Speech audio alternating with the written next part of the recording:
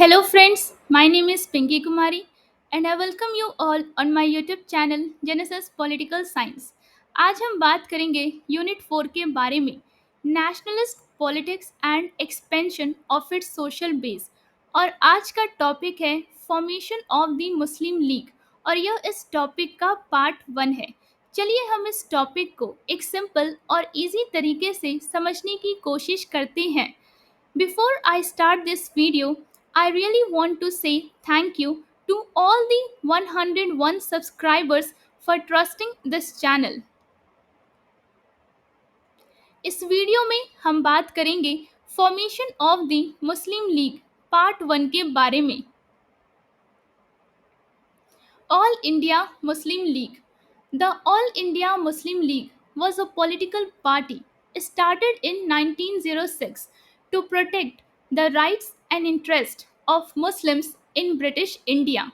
इसका मतलब हुआ कि आप कह सकते हैं ऑल इंडिया मुस्लिम लीग एक राजनीतिक पार्टी थी। मतलब it was a political party जिसकी स्थापना 1906 मतलब 1906 में ब्रिटिश भारत मतलब ब्रिटिश इंडिया में मुसलमानों के अधिकारों और हितों की रक्षा के लिए की गई थी। At that time, India was under British rule and many nationalist movements were beginning. इसका मतलब हुआ कि उस समय भारत ब्रिटिश शासन मतलब कि ब्रिटिश रूल के अधीन था और कई राष्ट्रवादी आंदोलन मतलब कि आप कह सकते हैं मैनी नेशनलिस्ट मूवमेंट्स शुरू हो रहे थे। The Muslim league soon became very important in politics. आप कह सकते हैं कि मुस्लिम लीग जल्द ही राजनीति मतलब पॉलिटिक्स में बहुत महत्वपूर्ण बन गई। इट सपोर्टेड सेपरेट इलेक्टोरेट्स जिसका मतलब होता है special voting rights for Muslims and later demanded a separate country for Muslims which led to the creation of Pakistan in 1947. इसका मतलब हुआ कि इसने अलग निर्वाचन क्षेत्रों मतलब कि सेपरेट इलेक्टोरेट्स जिसका मतलब है मुसलमानों के लिए विशेष मतदान अधिकार मतलब कि special voting rights for Muslims का समर्थन किया मतलब सपोर्ट किया और बाद में मुसलमानों के लिए एक अलग देश की मांग की जिसके परिणाम स्वरूप 1947 में पाकिस्तान का निर्माण हुआ। The league's role was very important in shaping the future of the Indian subcontinent. आप कह सकते हैं कि भारतीय उपमहाद्वीप मतलब कि इंडियन सबकॉन्टिनेंट के भविष्य मतलब फ्यूचर को आकार देने में मुस्लिम लीग की भूमिका मतलब कि रोल बहुत महत्वपूर्ण रही। अब हम बात करेंगे all India about all India Muslim league जिसका टाइम पीरियड है 1906 के बारे में। The all India Muslim league was started on December 30, 1906 in Dhaka, that is now the capital of Bangladesh. आप कह सकते हैं कि ऑल इंडिया मुस्लिम लीग की स्थापना 30 दिसंबर 1906 मतलब कि 30 दिसंबर 1906 को ढाका जो अब बांग्लादेश की राजधानी है मतलब now the capital of Bangladesh में हुई। It was formed during a meeting of the all India Mohammedan educational conference. इसका मतलब हुआ कि यह all India Mohammedan educational conference की एक बैठक के दौरान बनाई गई थी। The league was created to speak for the political rights of Muslims in British India. इसका मतलब हुआ कि यह लीग ब्रिटिश भारत मतलब ब्रिटिश इंडिया में मुसलमानों के राजनीतिक अधिकारों मतलब कि पॉलिटिकल राइट्स की आवाज़ उठाने के लिए बनाई गई थी। At that time, the Indian National Congress was the main political group, but it mostly represented the larger nationalist movement. आप कह सकते हैं कि उस समय भारतीय राष्ट्रीय कांग्रेस मतलब इंडियन नेशनल कांग्रेस मुख्य राजनीतिक दल था, मतलब it was the main political group.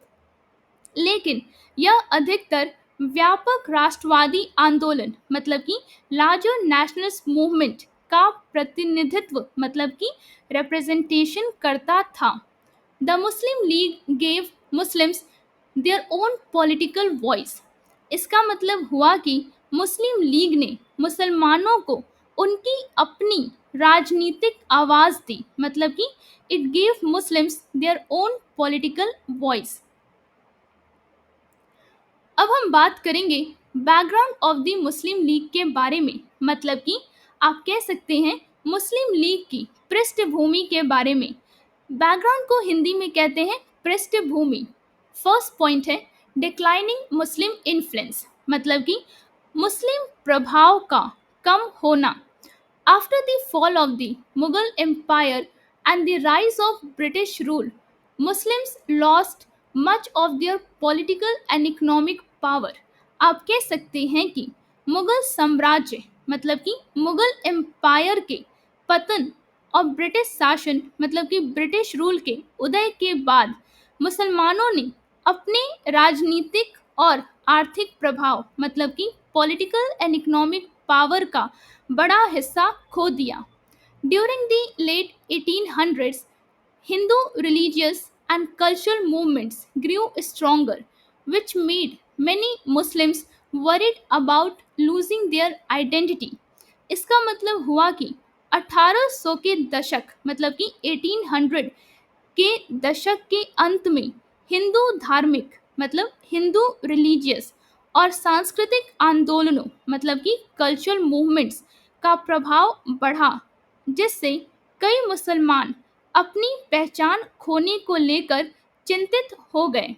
अब हम बात करेंगे सेकंड पॉइंट के बारे में, formation of Indian national Congress, मतलब कि भारतीय राष्ट्रीय कांग्रेस के गठन के बारे में।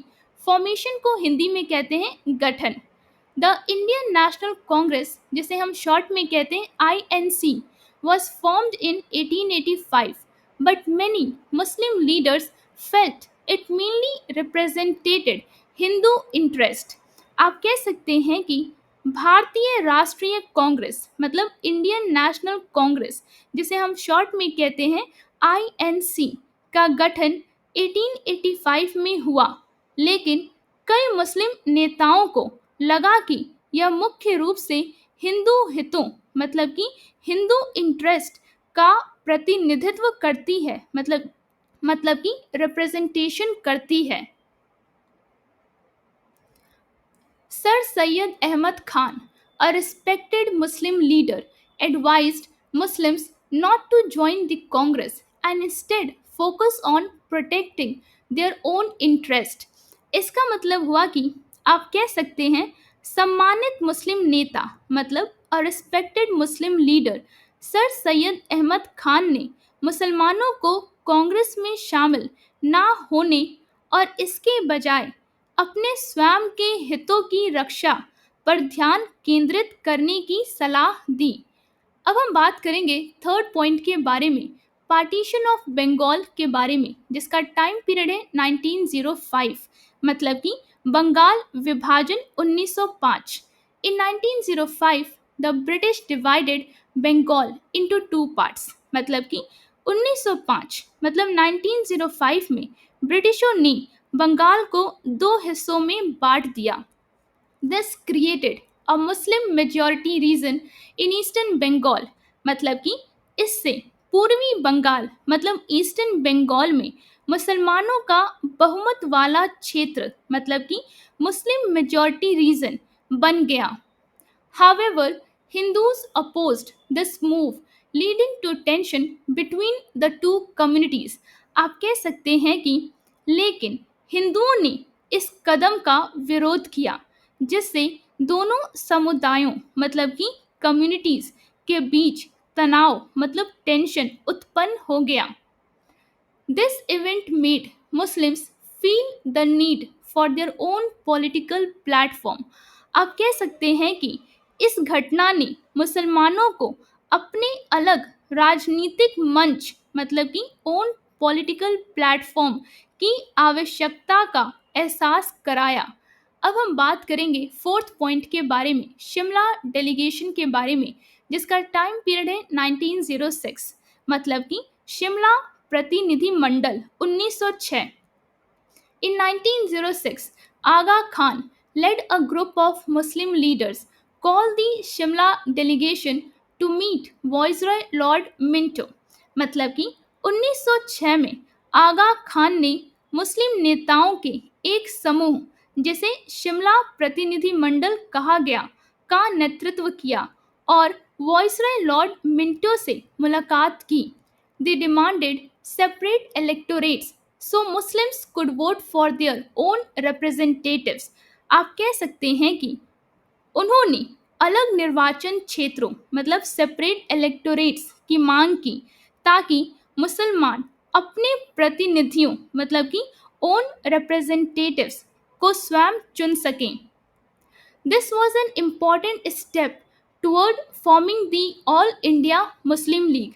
आप कह सकते हैं कि यह ऑल इंडिया मुस्लिम लीग के गठन, मतलब फॉर्मेशन की दिशा में एक महत्वपूर्ण कदम था। अब हम बात करेंगे formation of the Muslim league के बारे में, मतलब कि आप कह सकते हैं मुस्लिम लीग के गठन के बारे में। फॉर्मेशन को हिंदी में कहते हैं गठन। फर्स्ट पॉइंट है एस्टैब्लिशमेंट इन 1906, मतलब कि स्थापना 1906 में। The Muslim league was founded on December 30, 1906 during a meeting of the Muhammadan Educational Conference in Dhaka।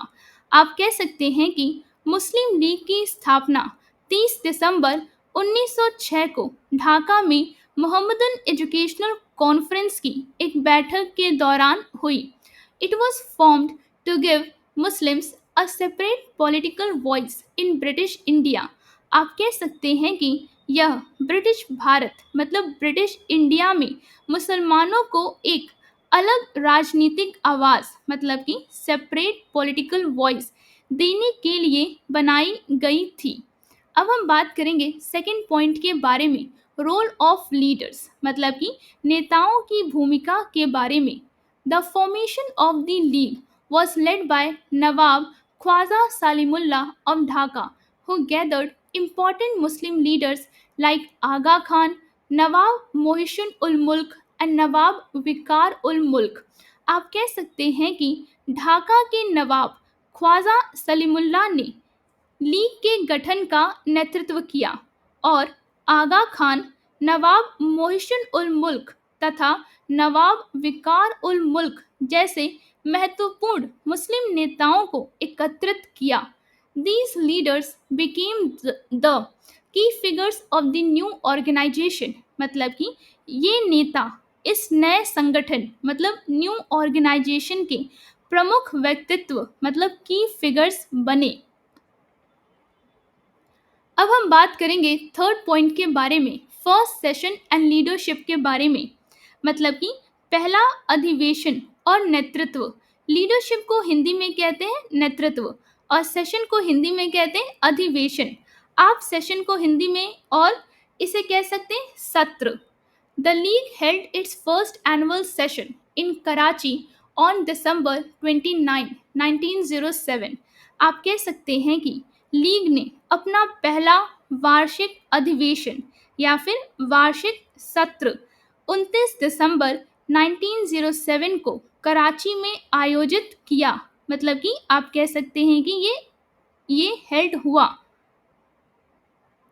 Sir सुल्तान मोहम्मद शाह, जिसका मतलब है Aga Khan, was chosen as the first honorary president. आप कह सकते हैं कि इसका मतलब हुआ कि सर सुल्तान मोहम्मद शाह, जिन्हें हम आगा खान भी कह सकते हैं, को पहला मानद अध्यक्ष चुना गया। यहाँ पे जो वर्ड है ऑनररी, आप इसे हिंदी में कह सकते हैं सम्मानीय। The league's headquarters were set up in Lucknow. मतलब कि लीग का मुख्यालय, मतलब हेडक्वार्टर्स, लखनऊ में स्थापित किया गया। अब हम बात करेंगे फोर्थ पॉइंट के बारे में, British divide and rule policy के बारे में। इसे हिंदी में कहते हैं ब्रिटिशों की फूट डालो और राज करो नीति। The creation of the Muslim League is often seen as a result of the British policy of divide and rule. आप कह सकते हैं कि मुस्लिम लीग का गठन मतलब क्रिएशन अक्सर ब्रिटिशों की फूट डालो और राज करो नीति मतलब कि British policy of divide and rule का परिणाम मतलब कि रिजल्ट माना जाता है, where the British encouraged divisions between Hindus and Muslims to maintain control over India. आप कह सकते हैं कि जहां ब्रिटिशों ने भारत पर अपना नियंत्रण बनाए रखने के लिए हिंदुओं और मुसलमानों के बीच विभाजन मतलब डिवीजन को बढ़ावा दिया। अब हम बात करेंगे objectives of the Muslim league के बारे में मतलब कि मुस्लिम लीग के उद्देश्य के बारे में। ऑब्जेक्टिव्स को हिंदी में कहते हैं उद्देश्य। फर्स्ट पॉइंट है प्रोटेक्टिंग मुस्लिम इंटरेस्ट मतलब कि मुस्लिम हितों की रक्षा करना। The main aim of the Muslim League was to protect the rights and interests of Muslims in British India. आप कह सकते हैं कि मुस्लिम लीग का मुख्य उद्देश्य मतलब मेन एम ब्रिटिश भारत में मुसलमानों के अधिकारों और हितों की रक्षा करना था। It wanted to make sure Muslims got fair political representation and were not dominated by the Hindu majority. मतलब कि यह सुनिश्चित करना चाहती थी कि मुसलमानों को उचित राजनीतिक प्रतिनिधित्व मिले मतलब कि फेयर पॉलिटिकल रिप्रेजेंटेशन और उन पर हिंदू बहुसंख्या का दबदबा ना हो मतलब कि not dominated by the Hindu majority. अब हम बात करेंगे सेकंड पॉइंट के बारे में loyalty to the British government मतलब कि ब्रिटिश सरकार के प्रति वफादारी। लॉयल्टी को हिंदी में कहते हैं वफादारी। In the beginning the league also wanted to show loyalty to the British rulers. आप कह सकते हैं कि शुरुआत में लीग ब्रिटिश शासकों मतलब ब्रिटिश रूलर्स के प्रति अपनी वफादारी मतलब लॉयल्टी दिखाना भी चाहती थी। By cooperating with them, the League hoped that the British would listen to Muslim demands and support their concerns. आप कह सकते हैं कि उनके साथ सहयोग करके मतलब कोऑपरेट करके लीग को आशा थी कि ब्रिटिश मुसलमानों की मांगों को सुनेंगे और उनकी चिंताओं का समर्थन करेंगे। अब हम बात करेंगे थर्ड पॉइंट के बारे में डिमांड फॉर सेपरेट रिप्रेजेंटेशन के बारे में मतलब कि पृथक प्रतिनिधित्व की मांग। यहाँ पे जो वर्ड है सेपरेट रिप्रेजेंटेशन आप इसे कह सकते हैं अलग प्रतिनिधित्व। The league worked to secure separate electorates for Muslims. आप कह सकते हैं लीग ने मुसलमानों के लिए अलग निर्वाचन क्षेत्र मतलब सेपरेट इलेक्टोरेट्स सुरक्षित करने के लिए काम किया। This meant Muslims could vote for their own representatives, ensuring that their voice was heard in the law-making process. इसका मतलब हुआ कि आप कह सकते हैं इसका अर्थ था कि मुसलमान अपने प्रतिनिधियों मतलब कि ओन रिप्रेजेंटेटिव्स को स्वयं चुन सकें और यह सुनिश्चित हो कि कानून बनाने की प्रक्रिया में मतलब कि लॉ मेकिंग प्रोसेस में उनकी आवाज़ सुनी जाए।